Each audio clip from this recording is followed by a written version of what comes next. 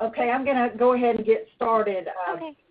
Cassie and Jocelyn, if you're not able to see things, you'll be able to see They're it going later. to come into my office, and I have it up. So I'll be able to watch it. Excellent. We're going into Michelle's office. Thanks. Okay, I think we've got somebody on from most of the sites, so I'm going to go ahead and get started. I appreciate you taking the time out of your busy schedules for me today. And what I've got a lot of things to talk to you about, but I thought it would be helpful if we go back and look at some of the forms we've added to the program since we first started, and I have developed new forms that might be helpful to you. And then I'll quickly want to go through the protocol with you and the fidelity checklist. So I'm going to actually bring the forms up and show it to you online, and then just sort of walk through each one. Starting with, and I'll just go ahead and pull this up. This is what I call a referral tracker form. And some of you have indicated that you're tracking your referrals in-house, and if you've already got a form, that's fine. But I think these are the kinds of things that you might want to be finding out. So if you've got a spreadsheet that's giving you your client ID, the date, first and last name, their address, and all of that, but I put a column in here for referral source. I think it's important, if you're not doing so, to be tracking where you're getting your referrals from. So it could be a self-referral if a caregiver just calls in. It might be from the VA. It might be from some other organization. But I think it's important for you to track that. So I put referral source. And then another column I think is important is how they heard about OFC. So if, let's say, Lenore Jones calls in and self-refers herself, then you're going to want to know how she heard about you, because it might be from something in the paper. It might be something they saw in social media. But again, I think these are important things. It would be helpful for us to know, too, so that we can help you with your marketing and recruitment. But that's why I put those two in. And then, just regular things that you would want to know about every person that you're enrolling, their phone number, if they have a second phone number, their email. And where I put status, that would be where you would put enrolled or declined or any of those things that we talk about. And then there's a note section that I put on here. And what I would put in here is if a person calls in and then they decide they're not interested, try to find out why and then make a note about that. Getting more information on the front end is going to help you tailor what you're doing with your marketing and recruitment. This is also a good, if you keep a running spreadsheet, let's say you have 18 people enrolled right now. If you want to go in and put them in here, it won't take you very long to do it, but then you'll be able to look down and see what the status is, where most of the referrals are coming from, and it'll really help, it'll be an easy way to capture that information. In the notes, you could put number of contacts attempted, all that sort of thing. You may be doing this on your own form. If you are, that's fine. But I did want to give, and I'll be sending this out to you after the call today. If you're not tracking your referrals as of now, I really think it would be a good idea for you to start doing it. Then you'll be able to give me a lot more solid feedback on where you're getting your referrals from. So any questions at all about this form? It's just a basic spreadsheet. Like I said, I just developed it in an attempt to help you capture the information you might want to be capturing about where your folks are coming from. It's also a good way to keep up with all your client IDs and where you are with your clients. So any questions on this? No. Okay. Does it look like something that might be helpful to you? Yes. Good. Okay. Well, I'm going to back out of this one.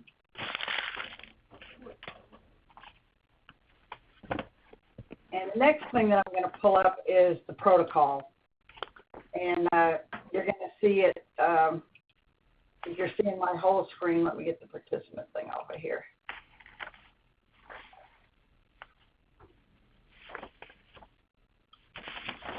I'm going to make this bigger, but it's not working. Anyway, you should all be very familiar with the OFC protocol by now, but I did want to go through it real quickly with you just to emphasize that, this is, if you aren't doing it by the book, by this protocol, then you're not doing Operation Family Caregiver. So Make sure that you've got this when you are working with your caregivers. Make sure you're doing things in the right order. And this gives you, just as a little refresher, this gives you approximately how much time you should be spending on each thing that you do. You don't have to time yourself and be, where it says introduce caregiver notebook 10 minutes. You don't have to do exactly 10 minutes, but you shouldn't spend an hour. So just sort of use this to keep yourself on track. Make sure that you're doing the program the way it's supposed to be done. Make sure that you are not being prescriptive with the caregivers. In other words, don't be telling them what they need to be doing. Don't be telling them what their problems are. Remember, this is to help empower them to learn how to solve their own problems. So you're the coach. You're there to help them out.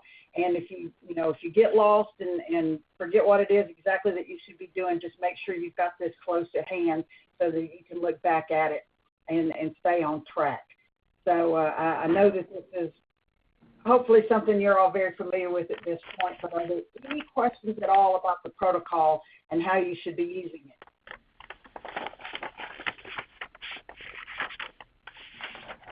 All right, I don't hear any questions, so I'm going to take this one away.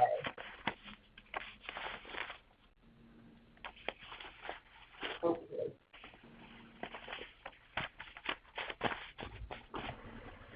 Okay, what I've pulled up now, can everybody see the thing that says OFC Fidelity Checklist? Yes. Okay. This form, again, is something that you should all have, but when we first started doing OFC, we did not have this form. So I want to make sure everybody has it and everybody understands what it is. This checklist is just an easy way for you to keep up with each session. So you'll see it starts off with the data collection session, which is the very first thing you do. All you need to do is just put a check mark if you're in the home doing it with them or if you're doing it by Skype. Put the start time of the session, the end time of the session. That's going to be important so you can track your hours and see how much time they're spending on your cases. Now, what you're going to do in the data collection session, you've got the bullet points right there. I'm not going to read it to you, but as you get one of them done, check it off. As you get the next one done, check it off. And you should have this in every file of every caregiver that you're working with, because at the end of each session, you should fill this out. If you've got some special notes that you want to make, you don't have to do it on this form, but there's a space for you to do it on this form. So I'm going to sort of go through this. So that's the data collection session. And at the top, put the caregiver ID and your initials and the date. Then intervention session 1. Again, is it done home or Skype? Start time, end time. These are the key things that you should do in that first intervention session. So this is a way for you to stay on track, too, without having that whole entire protocol right there in front of you. But you should be doing these things in that first intervention session and checking them off as you go. Making notes on here if you want to do that. Then after that, you've got the telephone call follow-up. Again, you've got everything there, the main things that you need to be doing, and make sure you're checking them off. And then the next intervention session. So again, I'm not going to read this to you. It's an easy form, but this serves two purposes. If you do this at the end of each session, then you're going to know that you did the things that you were supposed to do for that session. Also, your supervisor will be able to come in and pull records on your cases and pull the fidelity checklist, and that way they can quickly see that you're up to date and you've done everything you needed to do for each of the sessions. So it's a way for them to track what you're doing, and it's a way for you to stay on task with what you're doing. I don't want to belabor it and spend too much time, but I'm happy to answer any questions. Does everybody currently use this form? Yes and no. Patrice in Houston. Okay. We have a I guess we're trying to go paperless, so we also use Spurs. So each time I do this, but it's electronic. I guess. Okay. And that's the way to say it. That's fine. The form is just to, if you've got it electronically and Janice comes in and can pull it and look at it to make sure that you're staying, and it's not to as any form of watching over you type of thing. It's just to make sure that we're having fidelity to the protocol. Okay. And these are the things that you should be doing in each session. If you're able to check it off electronically with a pen or a pencil or whatever, that's a way for you to make sure that you're not skipping over something that you were supposed to do, and also a way for them to make sure that you're staying on task. So, should I do both for you? Do I need to keep anything for you? No, you don't need to do it for me. This is something you need to be doing for you, for each of the caregivers you're working with. And if you're keeping up with it electronically, that's fine. Okay.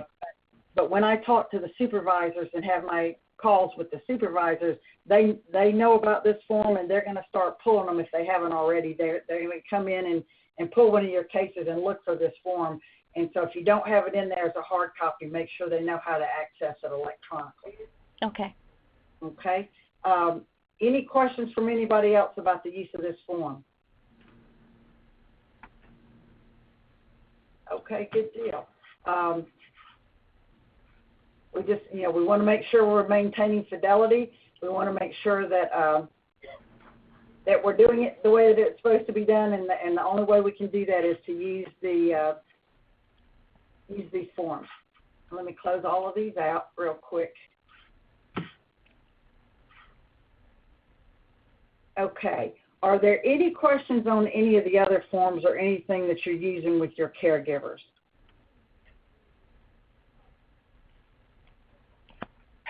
Okay.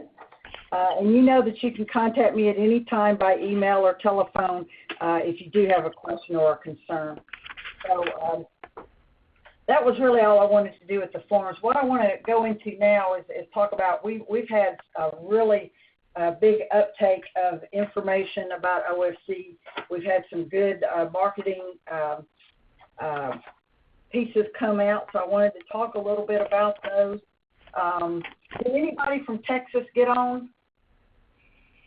Other than me, no. Okay, all right. I just said from Killeen, so nobody from Killeen is on. Well, they had, and hopefully you all saw this, because you should be monitoring the social media around Operation Family Caregiver.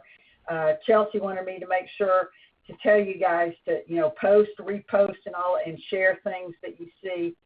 But the Killeen Herald did a very nice piece on July 5th about the program, Operation Family Caregiver program. It Bring Everyone in the Zone. Really nice piece. As a result, just today we had somebody contact us that is in Killeen and wants to sign up for the program because they saw that article.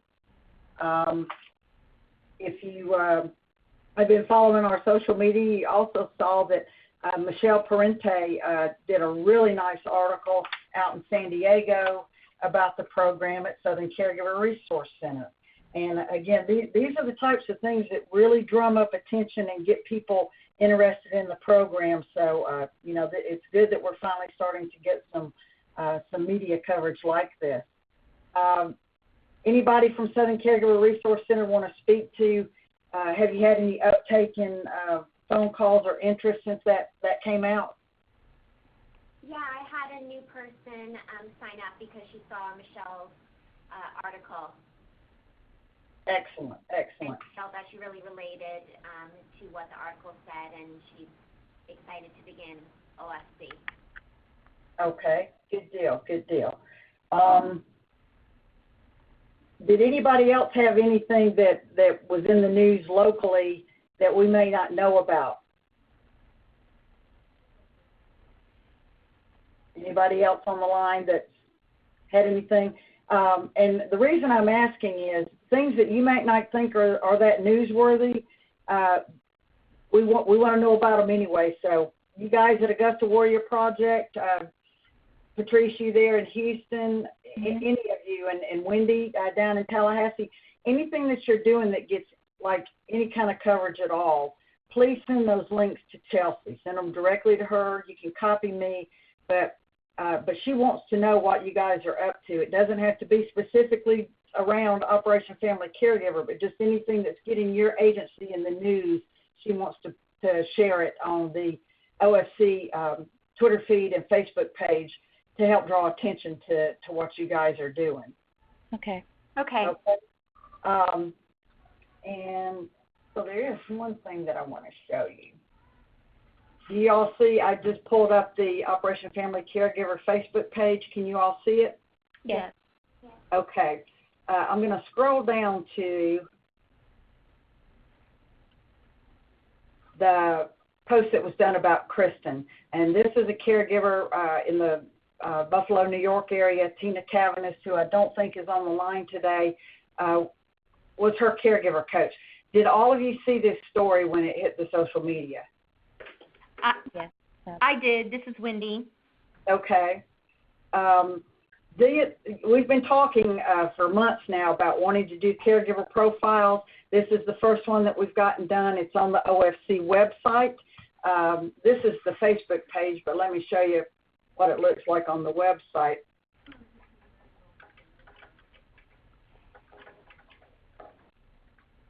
So when you go to the OFC website, there it is, front and center. This is really attracting a lot of attention. This is her story. Lauren interviewed her and wrote it. So here's the profile. When you click on it, and it tells her story and how Operation Family Caregiver helped her. So these are the types of things we want to be doing for all of the sites so that we can get more interest in the program. Clicking back to the Facebook page, I want you to see up underneath the story, 2,671 people reached. This is thousands more people than have ever been reached by anything that we have ever posted, and it's phenomenal. And as a result of that, people are calling in, and people are wanting to sign up for OFC. So I wanted you to see about the uptake on this. Also, I'm going to send you more details about how to do this, but if you're not familiar with this little button over here that says Boost Post, there's a way that, and your organizations all have been allocated monies, and it doesn't have to be a big amount of money that you spend on this, but if you do the Boost Post and you click on that, you can do anywhere from $5 to, I'm just going to say $20. So if your organization spent $20, if this was your profile from your site and you wanted to boost it, for paying $20, they're going to send it out to between 2,500 and 6,500 people. You can go in and tailor who it goes to, tailor the area that you want it to go to, the age group you want it to go to, but this is how you really get traction and get your message out, and you don't have to spend a lot of money to do it. We didn't spend any money to boost that one, and we got 2,700 people to look at it, so that's phenomenal. But again, I'm going to be sending you the exact details on how you go about boosting a post so that you can try it and see how many more people you're able to reach with your post. I think it's becoming very evident that social media is the way to get information about your program out there. So if your site isn't doing a lot of tweeting and Facebooking about what you're up to, you need to start doing it, and we'll be happy to help you, and Chelsea will be happy to help you do whatever it is that you need to do. But at the very least, look at our page and share things off of it onto yours. And people in your part of the country, wherever you're located, will start seeing that there's a lot going on with Operation Family Caregiver. Here's the story from Southern Caregiver Resource Centers. And then above this one is the story, or below that is the story that was done in Killeen. And last but not least, Chelsea just happened to see this morning in the Washington Times on the front page is a big story about Debbie Sprague. Debbie Sprague is a Dole Fellow. She's a military caregiver that wrote the book, A Stranger in My Bed, and she's going to be speaking at the summit in October. So, just staying on top of what's already out there and reposting things can get a lot of attention too. So just wanted to draw that to your attention. There's a lot that we can help you with, and it doesn't take a whole lot of time to do the social media stuff. So any questions about any of that? Okay.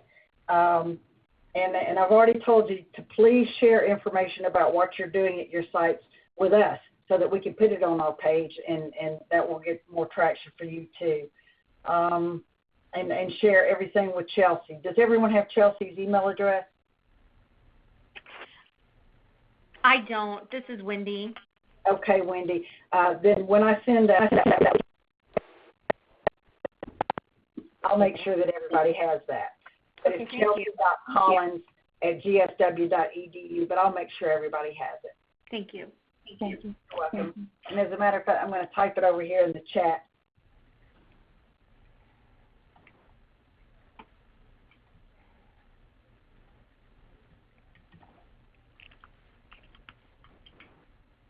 So you can see it that way too, especially since I'm recording this. You'll be able to see that on the screen.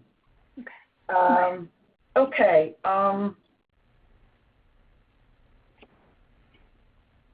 I think some of you have already talked to Lauren about the possibility of doing a profile on one of your caregivers, so I think we have some more of those in the works.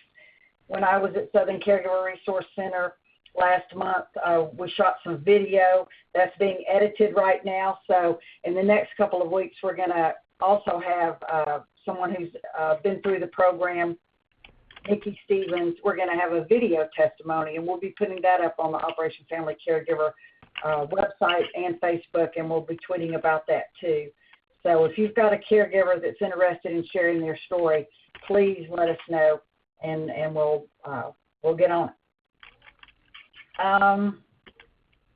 Another thing I wanted to draw your attention to is I did go in and create a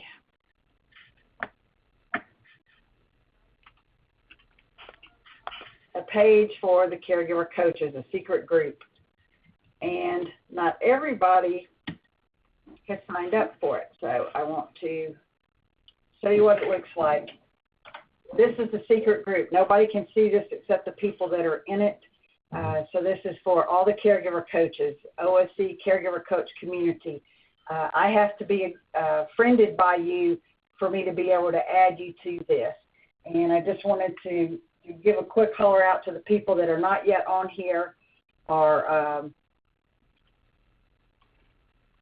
Bill Barker, Lisa Pasurb, Barb Tompkins. I did have a friend request for him, so hopefully she'll be added soon. Jeanette, Tracy, and Leanne, none of you have been added to this yet. Alvin has, but none of the three of you have been. So please send a friend request to me so I can accept it, and then I can add you to this group. You'll see that I added a resource on here yesterday.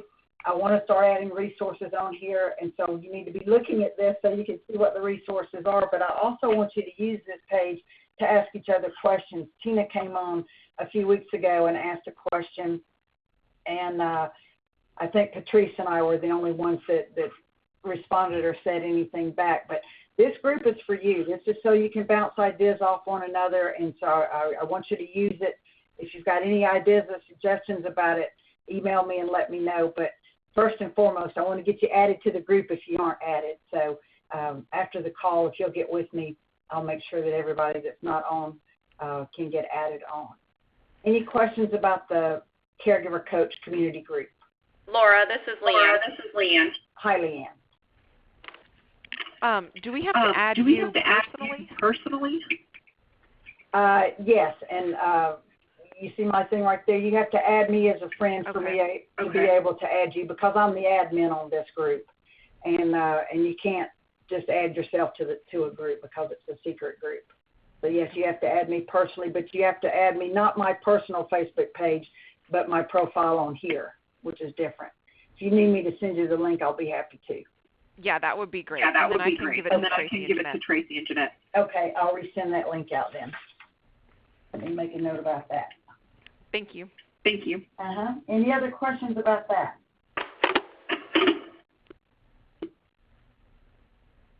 Okay, good deal.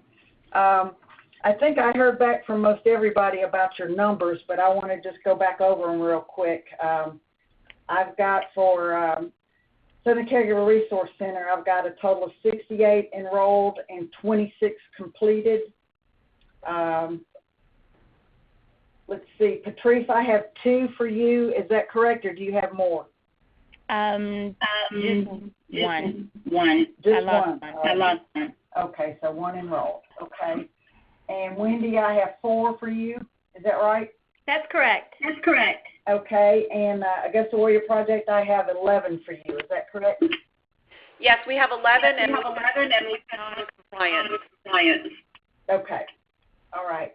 And Colleen and New York aren't on the call, but I'll double check with them once I get off. And also Conemaugh in Pennsylvania is not on the call. But I just wanted to make sure that I had the most current numbers on everybody. The Maddie Scholarship applications, I wanted to remind you, those are due the end of August, August 31st. I've only gotten about 2 in. If you have a caregiver that you're working with that's interested in applying for that, please make sure that that deadline doesn't pass. I need to get those in by August 31st. I don't think we're going to have a whole ton of people applying, so that bodes very well for your caregivers because we're going to be choosing 4. And if we only have 4, then they will all get it. But I want to get everybody in that's interested in applying for it. Does everybody still have the information about how to apply? And are there any questions about the Maddie Scholarship?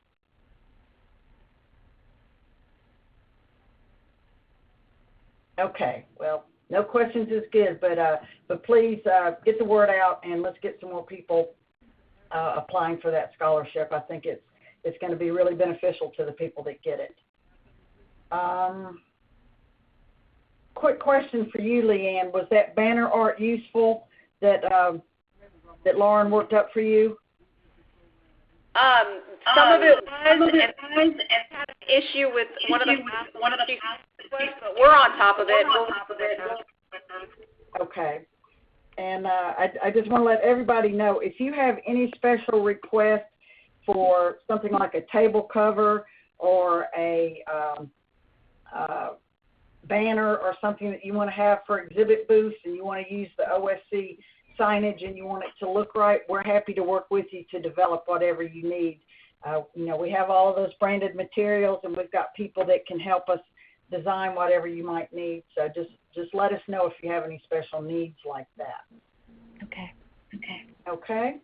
The next thing I had on the agenda is to staff any problem cases. So I'll start with you, Patrice. You said you've got 1. Do you have any concerns or anything that you want to talk to the rest of the group about? Right now, I should be completed July 30th. My caregiver is actually out of state. Okay. And she has a lot of issues with her son being verbally abusive to her. Uh-huh.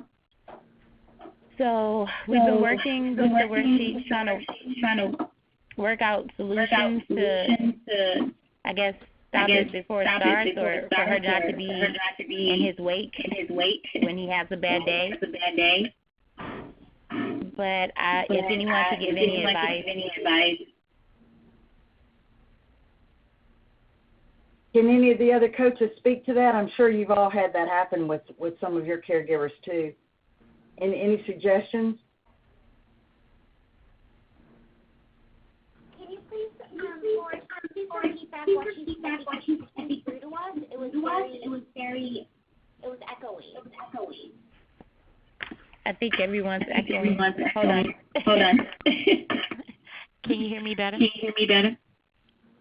No. Can you hear me? Yes. Okay. I can repeat it on her behalf. She's working with a caregiver whose spouse is verbally abusive, right? Is that what you said? It's the son, yes. The son is verbally abusive. And so what types of suggestions or recommendations do you have for someone who's dealing with that?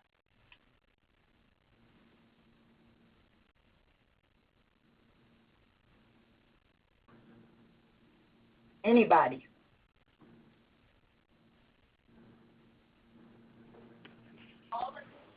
Well, I have a question. How old is the son? Oh, feedback is awful. How old is the son? And is he still living at home? Did you ask me how old? The age of the son? Yes. Okay. He is 26. He lives at home. He's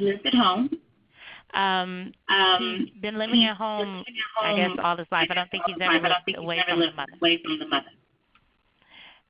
Other than when he went to serve. And what are her goals? I can hear. Can you speak up, whoever that is? We can't hear you. What are her goals? What are her goals? What are her goals? Hold on. Paperwork.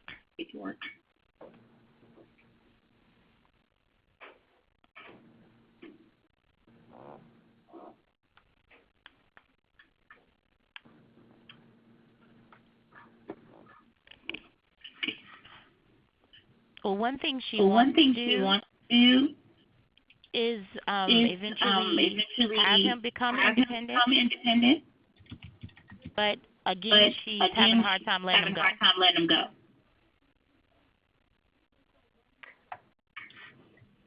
Can everybody mute their audio unless you're asking a question? I think that's why we're getting the feedback.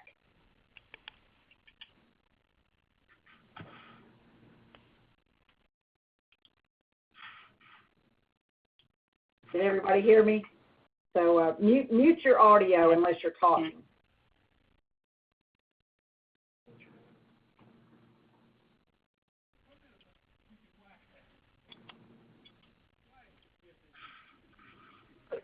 Okay, so I was having a heck of a time hearing earlier. Okay, I apologize for that. The son is the veteran? The son is a veteran. He has TBI and PTSD.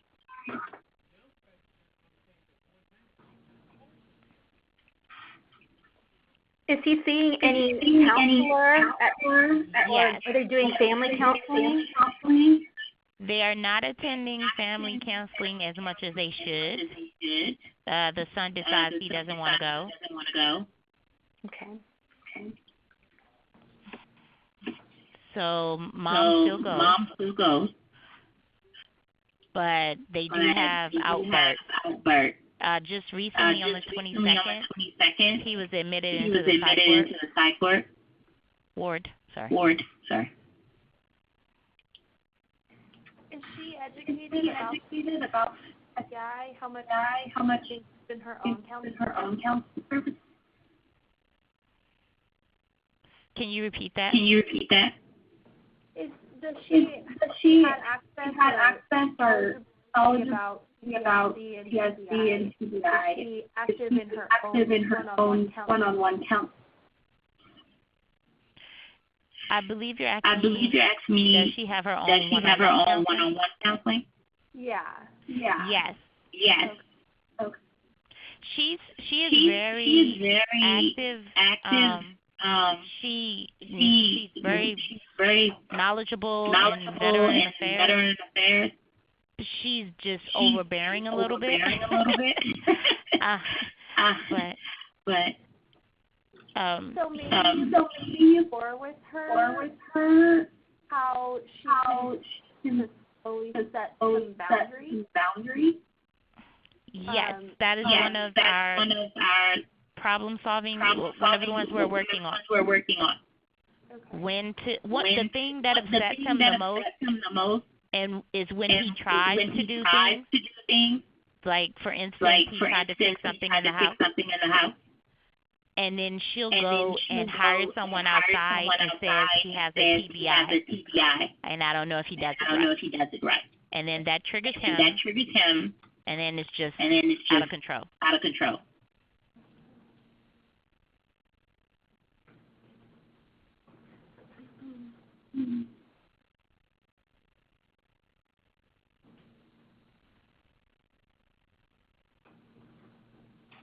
Well, I'm sorry that y'all have been having a hard time understanding and hearing.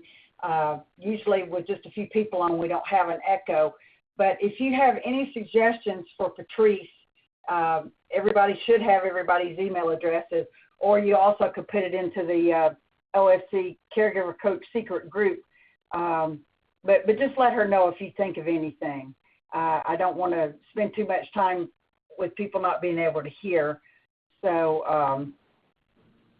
Okay, thank you. But I do want to ask, is there anybody else that has a particular question or concern about one of their cases?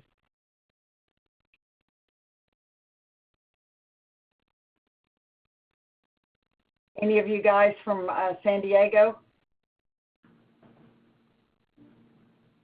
Everything's going well. Okay. Wendy? Everything's going well on this side too. I just one of my questions was about a caregiver who started the data collection but then had to leave and then hasn't completed it, and it's been weeks, and I leave voicemails and she doesn't return my calls. So and I know she's in the process of possibly getting a divorce, but just following protocol, I'm not sure how long to just let it go. If you've tried to contact her 3 or 4 times by email and by phone and she's not responding, then I would just not worry about that case. If she reestablishes contact, then you can pick it back up. But I wouldn't spend any more time on it if you've already reached out several times. Okay, perfect. Thank you. You're welcome. Anybody from Augusta Warrior Project with any questions or concerns?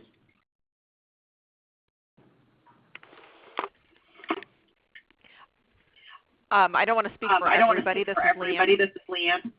But right now, the people that I'm working with, we're doing well, and we're kind of troubleshooting amongst ourselves. Okay. Alvin or anybody else, do you have anything? Well, I'm sorry, this is Alvin. I think we're doing pretty good. I can barely hear you, Alvin. Okay, can you hear me? Try to move up. Barely. Barely. What about now? Yes, I can hear you now. Yeah, but this is just like everyone said. Like Leanne said, there's no issue at all. I mean, we're just getting the referrals and no issue. Okay. All right. Good deal. One thing we might try if we do one on Ready Talk again is you can use a headset, and that should cut out all of your background noise and any of the trouble that you're having with hearing. And I don't know if any of you are using a headset, but you can just plug it into the headphone jack and you'll be good to go. I apologize for not telling you that you could do that before. I'm using one. This is Tracy. Okay. And it's cutting out the background noise for you? Yes, the background noise, but the feedback is terrific. Okay. And I'm not getting any on my end, so I'm not sure what's up with that, but maybe I'm turned up too loud. Do I sound too loud? No, not for me. Okay. This is Turn myself down a little. Let's see. Well, I apologize. I did want to be able to share my desktop so I could, show you the forms and show you some things online. Is there anybody that I didn't call on that had anything they wanted to talk about?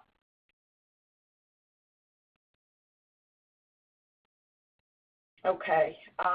In the future, we'll probably do this just by conference calls because we never have any issues with the sound on that unless there's something I need to be showing you, and we'll address that if we have to do another one by Ready Talk. I did want to ask, I know that it was a little late getting out to you guys, but that op-ed that Lauren created that she sent out to everybody about fireworks on the 4th of July, did any of you have any uptake of that article in your area of the country?